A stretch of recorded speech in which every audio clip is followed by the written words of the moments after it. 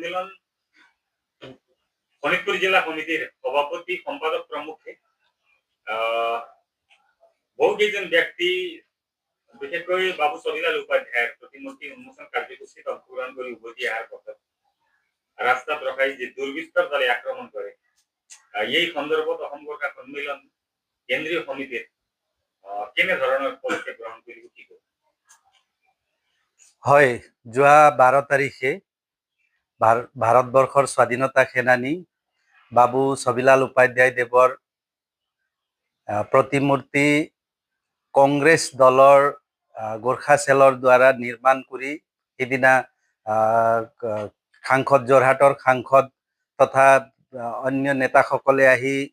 উন্মোচন কৰিছিলে বিহালীৰ বালিপুখুৰীত। আৰু সেই কাৰ্যসূচীত অসম গোৰ্খা সন্মিলনৰ কেন্দ্ৰীয় তথা বিভিন্ন জিলা সমিতিক নিমন্ত্ৰণ দিয়া হৈছিল। তাৰে শোণিতপুৰ জিলা সমিতিয়েও নিমন্ত্ৰণ পাই তেওঁলোকে সেই সভাখনিত অংশগ্ৰহণ কৰিছিল। আৰু তেওঁলোকে সেই সভাৰ পৰা ঘূৰি আহোঁতে চতিয়া আৰু বিশ্বনাথ সমষ্টিৰ সীমান্তত প্ৰায় 200জন দুষ্কৃতিকাৰীৰ দ্বাৰা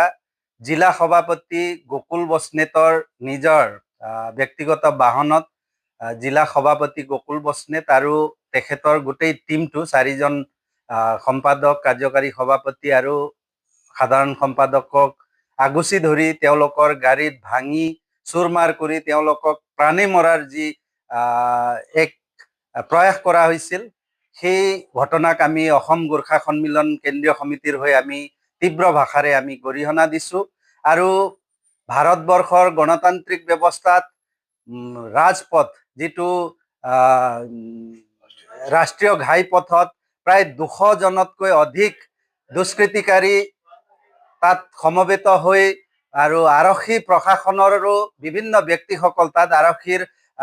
মানে অফিচাৰ 2-এজনৰ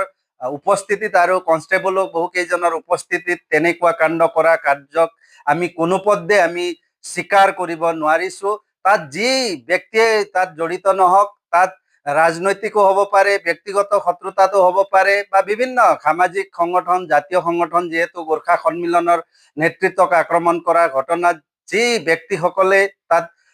জড়িত হৈ আছে,